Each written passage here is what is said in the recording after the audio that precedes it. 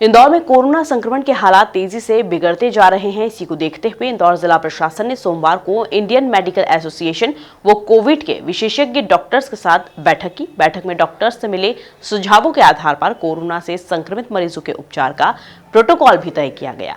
वहीं कोरोना की दवाइयों के संबंध में जल्द ही प्रशासन स्टॉकिस्ट के साथ भी बैठक करेगा। देश और प्रदेश के साथ साथ इंदौर में भी कोरोना संक्रमित मरीजों की संख्या में तेजी से इजाफा हो रहा है। आशंका जताई जा रही है कि आने वाले एक हफ्ते में यह संख्या 500 तक पहुंच जाएगी। मरीजों की बढ़ती संख्या जिला प्रशासन के लिए चिंता का विषय बनती जा रही है और यही कारण है कि इंदौर कलेक्टर मनीषा सिंह ने सोमवार को इंडियन मेडिकल एसोसिएशन से जुड़े डॉक्टर्स के साथ बैठक की। इस बैठक में कोरोना की दूसरी लहर में विशेषज्ञ डॉक्टर्स के रूप में कार्य करने वाले डॉक्टर रवि डोसी और डॉक्टर दीपक बंसल भी विशेष रूप से आमंत्रित किए गए थे। बैठक में शिशु रोग विशेषज्ञ व शहर के 2 प्रमुख पैथोलॉजी लैब संचालकों को भी आमंत्रित किया गया था। सांसद शंकर लालवानी और राज्य कोविड सलाहकार समिति के सदस्य डॉक्टर निशांत खरे की मौजूदगी में हुई इस बैठक में सभी डॉक्टर्स से संक्रमण की तीसरी लहर से कैसे निपटा जाए, इस पर सुझाव दिए गए। मेडिकल एसोसिएशन के जो शहर अध्यक्ष हैं, जिले के अध्यक्ष हैं और जो स्टेट के अध्यक्ष हैं, डॉक्टर्स की पूरी टीम के साथ बैठक हुई है। उसमें सभी ऐसे अनुभवी डॉक्टर भी थे, डॉक्टर बंसल, डॉक्टर दोषी, doctor Hemant Jain, doctor Sumesh Shukla, nursing home association के सम्मानित सदस्य खड़े थे और इंडियन पीडियाट्रिक एसोसिएशन के भी जो बच्चों को ट्रीटमेंट कर रहे हैं उनके भी ऐसे पदाधिकारी खड़े थे। डिटेल डिस्कशंस हुए हैं। ये निर्णय हुआ है कि 5 तारीख की शाम तक वर्तमान परिस्थितियों में किस प्रकार से ओमिक्रॉन और डेल्टा का ट्रीटमेंट के प्रोटोकॉल्स क्या होने चाहिए, रिवाइज़ किया जाए। जो भी लेटेस्ट डेवलपमेंट्स हुए हैं पिछले 7-8 महीनों में, वो शाम तक डिटेल देंगे। नर्सिंग होम एसोसिएशन ने ये भी मांग की है कि जो पहले रेट को कंट्रोल करने के लिए जो प्रशासन की प्रयास थे उसको पुनः प्रारंभ किया जाए। और बहुत सारे ऐसे अस्पताल जो क्वैक की तरह अस्पताल खोल रहे हैं उनके खिलाफ कार्रवाई की जाए, तो वो भी हम लोग करेंगे उसमें।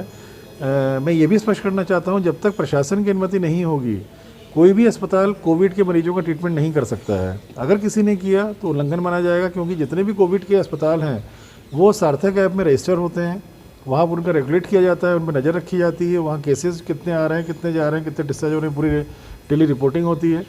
तो कोई भी अस्पताल संचालक ये त्रुटि ना करे कि अभी हम लोगों ने 50 बिस्तर से ऊपर के अस्पतालों में अलाउ किया है, उनके नाम से ही सूची आदेश हम लोग जारी कर रहे हैं जो जहाँ कोविड पेशेंट्स रह सकते हैं। किंतु अगर आदेश नहीं है तो अस्पताल कोविड के मरीज नहीं ले सकता है, ये भी स्पष्ट करना उचित होगा। तीसरा ये भी निर्णय हुआ है कि जो दवाइयाँ लग रही हैं इस समय, उन सभी की दवाई की सूची भी जो अनुभवी डॉक्टर्स आज आए थे ये जो सूची दे रहे हैं, उनके डीलर्स और स्टॉकिस्ट जो पूरे प्रदेश में दवाइयाँ सप्लाई करते हैं, बॉम्बे और सब जगह से आती हैं दवाइयाँ, उसके की बैठक भी लेकर के वो दवाइयाँ कम न पड़े आने वाले समय में, उसकी भी हम लोग एक बैठक लेंगे और उसकी भी इंश्योर करेंगे दवाइयाँ कम न रहेंगी। सर, जिस तरीके सांसद शंकर लालवानी के अनुसार हम कोरोना संक्रमण की तीसरी लहर से निपटने के लिए पूरी तरह से तैयार हैं।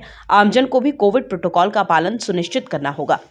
कल माननीय मुख्यमंत्री जी ने भी क्राइसिस कमेटी की बैठक ली और चिंता थी, क्योंकि मध्य प्रदेश में इंदौर में सबसे ज़्यादा केसेस बढ़ रहे हैं और उसको लेके वो चिंतित थे और उन्होंने जो निर्देश दिए उसके अंतर्गत आज हमने मेडिकल एसोसिएशन की, डॉक्टरों की, नर्सिंग होम एसोसिएशन की और जो टेस्टिंग वाले लेबोरेटरी हैं उनकी सबकी बैठक ली है। जो आवश्यक तैयारियां वो करने के लिए कहा गया है। हम हर स्थिति के लिए तैयार हैं, लेकिन मैं ये कहूँगा कि स्थितियाँ बिगड़े नहीं और सबको सावधानी रखना है और उसके लिए सबसे ज़रूरी है कि मास्क लगाएं, ये आवश्यक है।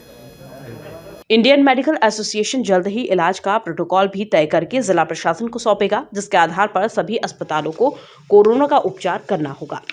Bureau report, MP news TV, Indore.